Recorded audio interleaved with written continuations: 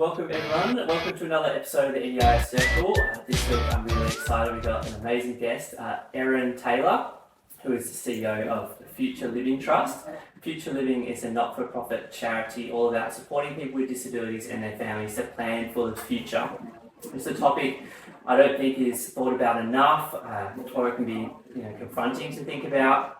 In my experience working with families, it's something that I think is really valuable and something that we need to talk about more. And from researching your organisation, and your work is based around the principles of planning for the future and protecting for the future, which can cover a whole range of services, which I'm sure we can get into, the sort of legal, financial side of things, as well as planning the actual support as well, what that is going to look like in 10, 20, 30 years down the line for the person with disability and their family, particularly in the work that I do. The typical scenario is the parents as they're getting older, adult child with intellectual disabilities starting to get older as well, and so they're sort of starting to think about that and starting to have the conversation. So I think I mentioned before we press record that Future Living has come up a couple of times in discussions with different families that we support at Circle. So I messaged you and thought it'd be awesome to get you on the podcast. So welcome, Erin. Thanks so much for coming on. Oh, Dan, thank you so much for inviting me. That's a pleasure. So maybe just to get started, could you talk us through your journey so far, Erin? You're relatively new to Future Living. What's your sort of history and what drew you to come to work at Future Living? Well, firstly, history, very broad actually. I've come from quite a diverse range of experiences. I actually started in fashion design and then manufacturing, and then moved into retail, so department store retail and management. I've always, I guess, been in management or in leadership roles, which I've absolutely loved. I don't know why, I've just been drawn to it. And then from there, it was really a love of beautiful things and moving into interior design. So I studied at Curtin, studied at interior architecture, and from there I went and worked with an organisation who specialised in aged care interiors. So it was very much a specialty, very much about enabling environments for people with dementia, which was incredibly rewarding. And I guess those enabling environments can extend to disability as well, and they did.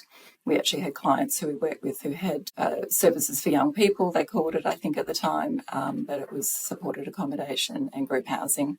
So we were able to look at the access and inclusion side of things, as well as environments that were just very much home-like, small in scale and familiar. Those are one of the three key principles of good dementia design and enabling design.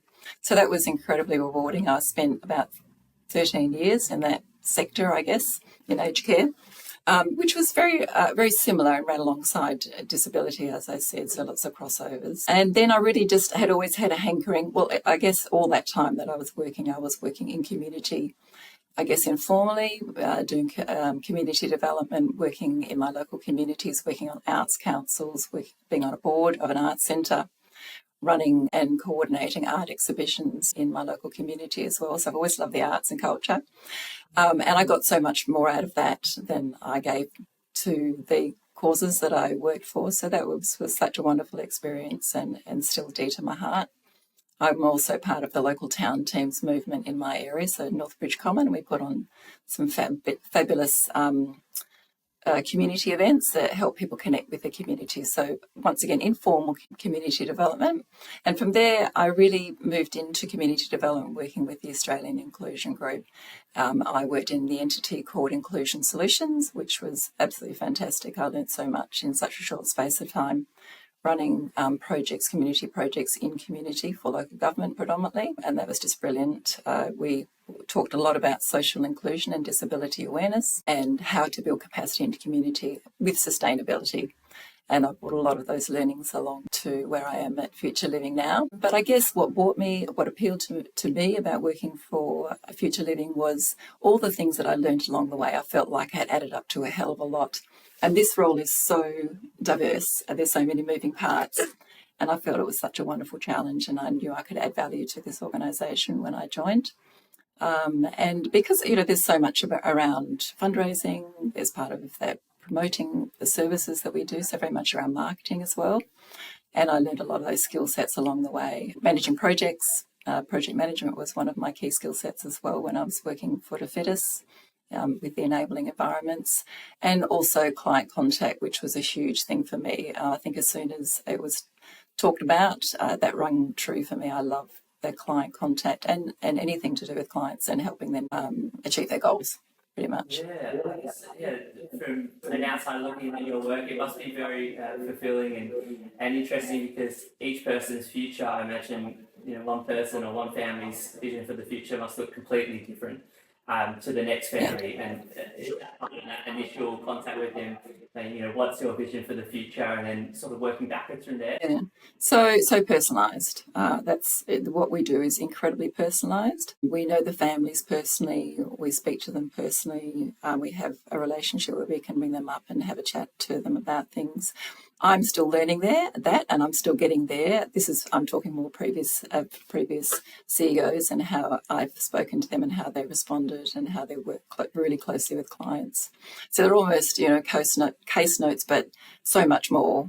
We have obviously our database like any other organisation does, but it just goes so deep and so broad, and it goes back a long way as well. As we've talked about previously, these trust funds are set up so far in advance and have been in place for a long time as well. Yeah, we were talking. It's a lot of history with the family. Yeah.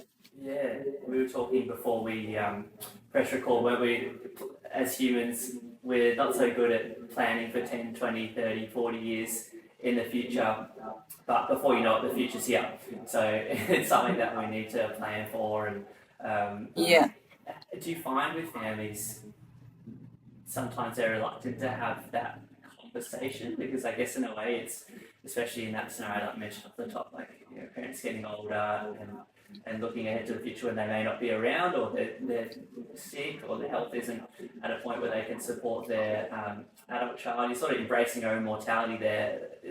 Do you find that it can be a confronting conversation, and what are some sort of ways that you can bring that up in a way that's not as confronting and people will be more receptive? I think it's always about a soft start-up, having a chat about their life and their family and their family dynamics. Sometimes that's not so good, as in the right questions to ask. And I always love having a cuppa with someone. We love having people in the office to have a chat about their future, but it revolves around the family and the family unit and the history and what they had in place and how we can support them. But really just general chit-chat is the best way to start. We're breaking down barriers or breaking the ice a little bit, I guess, to make them feel really comfortable and that they can trust us with their story and also their loved ones. We get to hear a lot of stories. Some of them are quite confronting and some of them are absolutely beautiful. Some of the things that they're doing and setting up for their families is really heart-wrenching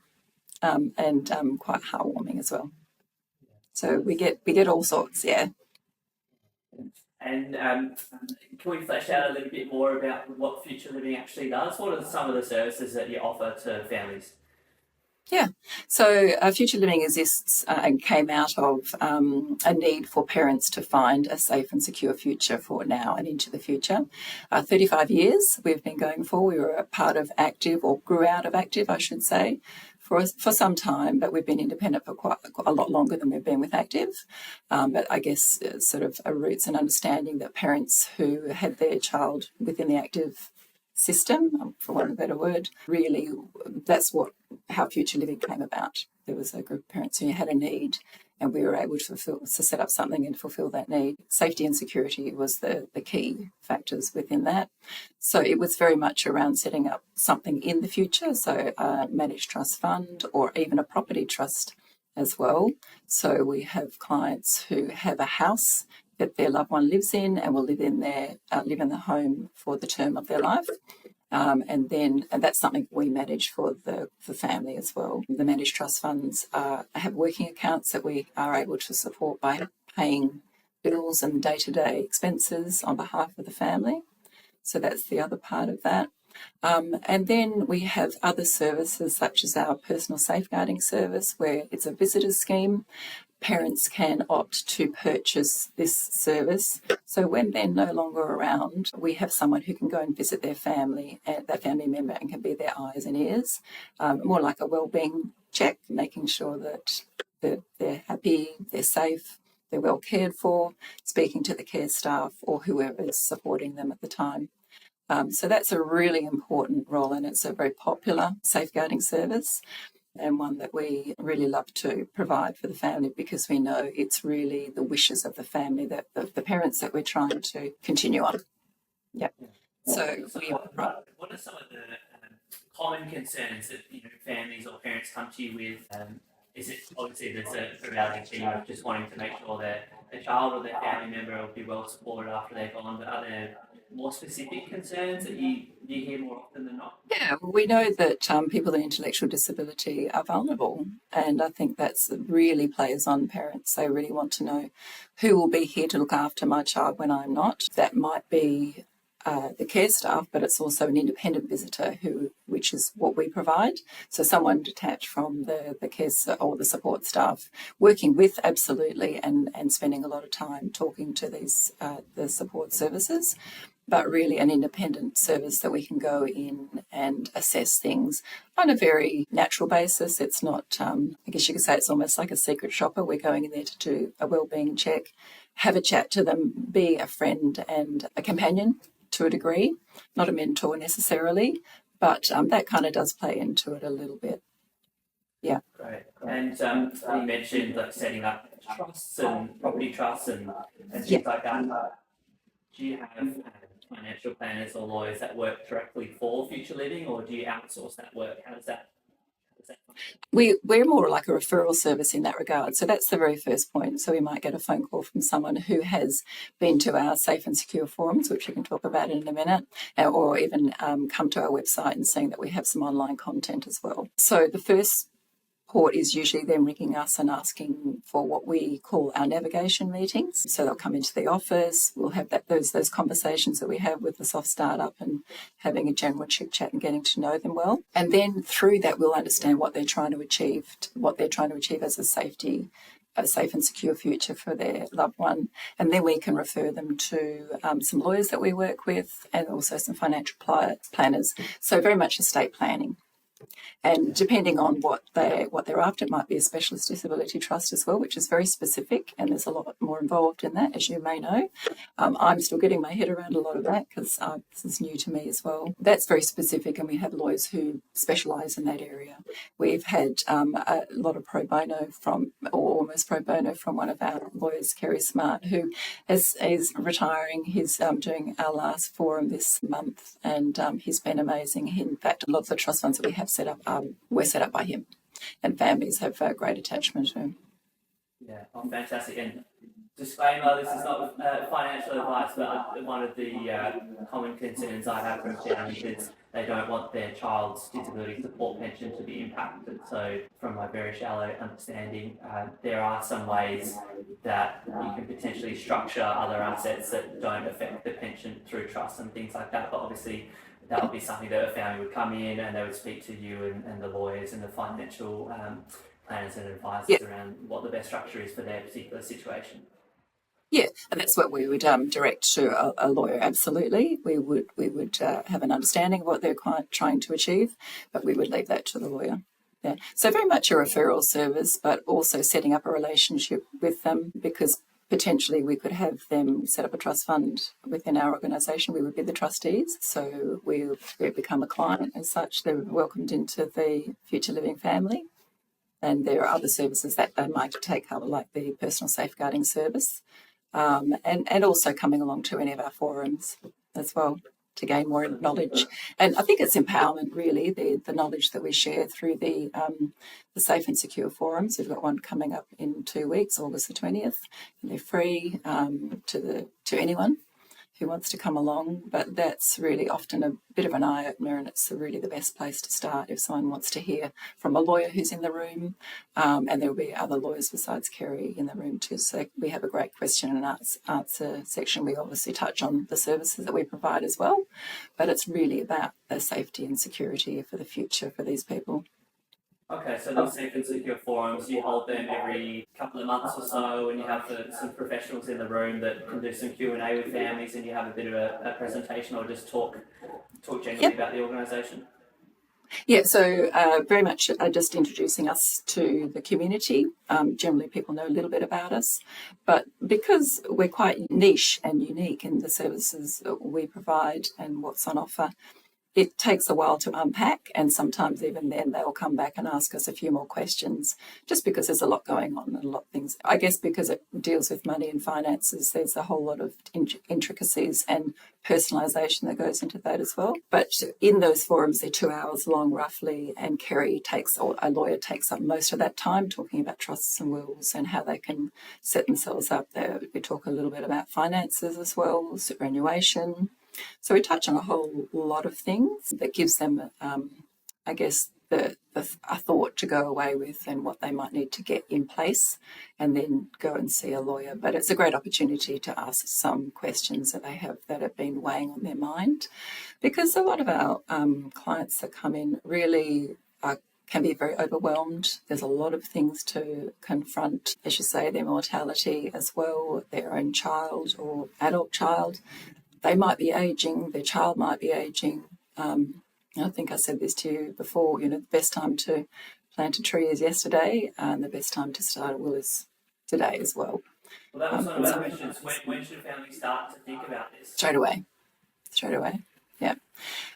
Just in my own personal experience, I may have told you that I have a sister who lives with a disability and I'm her guardian and attorney.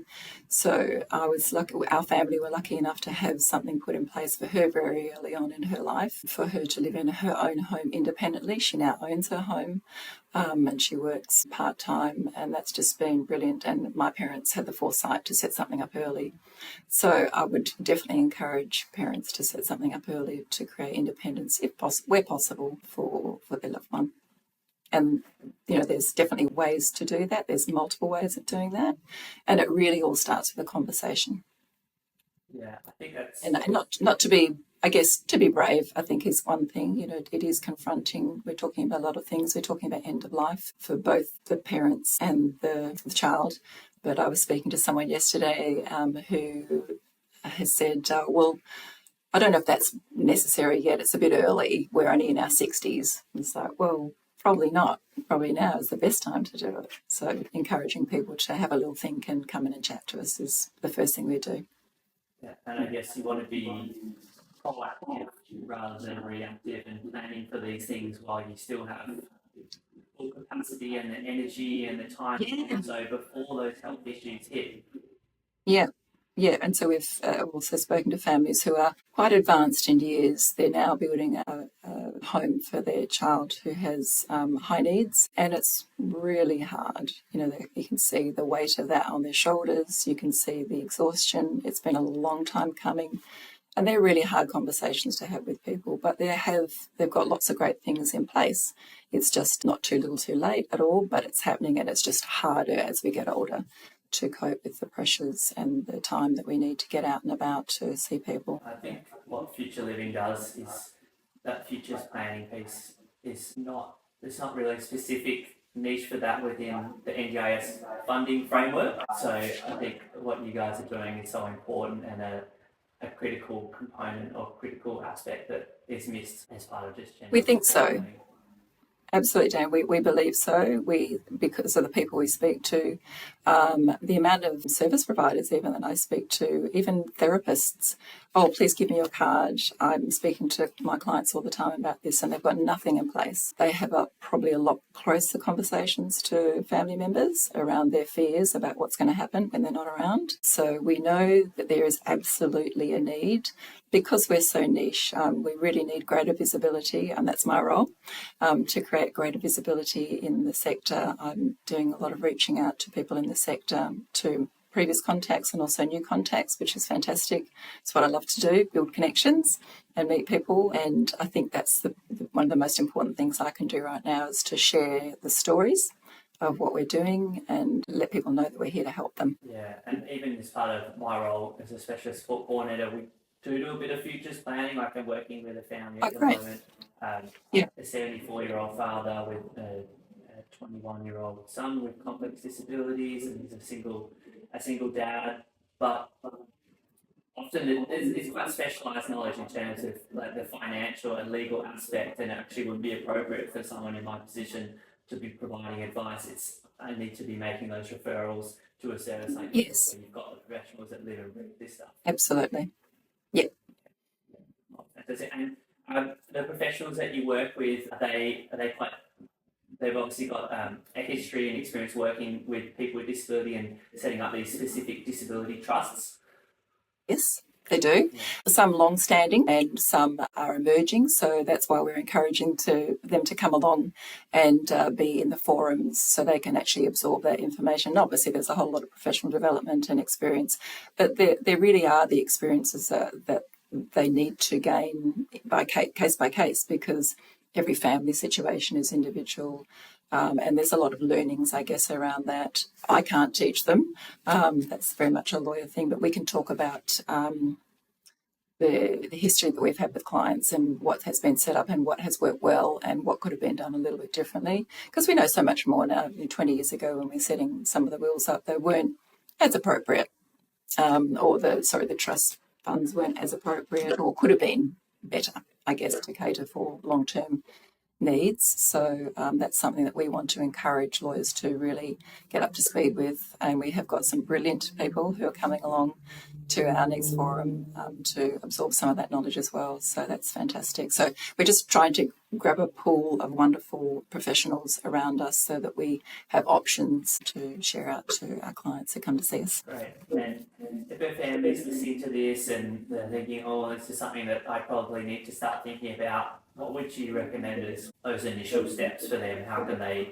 start this journey? Yeah, definitely come along to our forums. I think you asked how often we have them, but we're trying to have them 2 or 3 times a year. We could potentially have them more often. So we are a charity, and these things we actually run for free. We are very grateful to donors who have allowed us to run these for free. So we allocate a certain amount of their donations and bequests to the forums, and we actually tell them that's what we're doing, or that they ask and we tell them that's what we're going to be doing. And we do let the people who are coming along to the forum know that as well, because it is important to know that this, we're an advocacy group sort of, but we're also there to support people with that, empowering with the knowledge. So definitely coming along to any of our safe and secure forums. Also jumping online and having a look. You can actually have a look at the online content. It's Safe and Secure Online. Our website directs you to the specific site for that. It's a lot of content and it takes a while to get through, and that's why I guess the soft startup is coming along to the forums as well first. But they are welcome to buy the online course for $49, and they've got the life membership and they can refer back to it. But there's actually check sheets and resources within that online learning platform. So that's great for people to start there. But it is, it's a lot of content, and that's why it's great to sort of, we know that people prefer to be in the room and hear it from someone. But then I didn't know you had the online platform for people as well. So there's videos and modules that people can work through at their own speed as well as coming to the physical in-person events. Yep, and we're constantly updating that. That'll actually be reviewed soon. We want to make it as user-friendly as possible, so we're going to be refreshing it. We're going to be applying for grants to do that, because once again, as a charity, these things aren't funded unless we get someone to fund it or corporate sponsorship. We're always looking for that. Fundraising is a constant ongoing thing, and connecting and stewardship is really important to us too, and really bringing those people along on our journey and what we're doing. So that's a huge part of my job as well. Oh, thanks so much, Erin. I've learned heaps about that, and I think it's just something good to keep top of mind with some of our families. Is there anything else that you wanted to communicate to any families that might be starting to think about this process for their and their loved one? Yeah, I think, yes, definitely bearing in mind that we are a charity, and we're, what we do predominantly provided for free, except for the managed trust funds. Yes, they do attract fees every time there's transactions, and that knowing that they can come and see us without too much financial stress. The first situation is really just having a conversation. I think that, that's about it. We'd love them to come and chat to us, really. So like having a cup of coffee. Contact you, come into the office in Sudi and have a chat with you, and then arrange a sort of a navigation meeting where they sit down and have a really thorough discussion about their future and their goals and take it from there. Yeah, and some people don't come back to us for 5 years. You know, they have a little think about things. People who've come to our Safe and Secure forums might come back 10 years later. We'll still have them on a client list because they've made contact in the past. So, yeah, things happen for, a long with over a long span, and that might be just a little bit of avoidance and not quite ready for it. Got some information, didn't think they needed it just yet, but we'd always recommend take action as soon as possible and review them every 5 to 10 years because our life situation changes. For my sister, I need to review her will at the moment, and I'm in the best possible place to do that now, I feel, because she's married in the last couple of years and we haven't done that. So yeah, there's always something to do and to monitor. But we know, so we had a lady in here today who was just gorgeous. She'd had a chat to Daniel, our client services manager, and she came out and she threw her arms open and she said, "It was amazing." She said, "I feel so empowered." So, I just said, that's brilliant. That's the response we want from our clients. Yeah, it was just instant. She was exuberant, and we love to hear that because I guess that's great instant feedback for us to think, yep, we're doing the right thing here. And that's just one story. And, there's lots of quotes, I guess, from our previous CEOs. We asked her to grapple some things together recently. And it was really, if I hadn't had Future Living, I don't know what I would have done, those sorts of comments. So we know that what we're doing is valuable. We just need to tell more people about it. And that's why it's been so wonderful that you've invited me to talk about it. I was taken aback, actually. It's like, oh, wow, I really needed to do that anyway, and it's just fallen from the sky. How lovely is that? Synchronicity. Testament to the community need for what you're doing, that you've been around for, 30, 35 years, still going strong. And as I said to you, it's come up a couple of times with the families that we're working with through Circle, completely independent of you and I messaging. So it's clearly something that maybe more people are starting to think about, and the word's getting out there. So yeah, thank you for all you're doing, and thanks so much for jumping on the podcast and having a conversation. Well, Dan, it's great to hear you say that people are actually talking about it, because we sometimes live in our own little bubbles, don't we? And we don't get that feedback. Well, I haven't heard that before. So it's just wonderful to hear that people are actually talking about our services and that we're here when they're ready, pretty much. Thanks so much for listening, everyone, and we'll catch you next week. Bye, Dan. Thanks so much.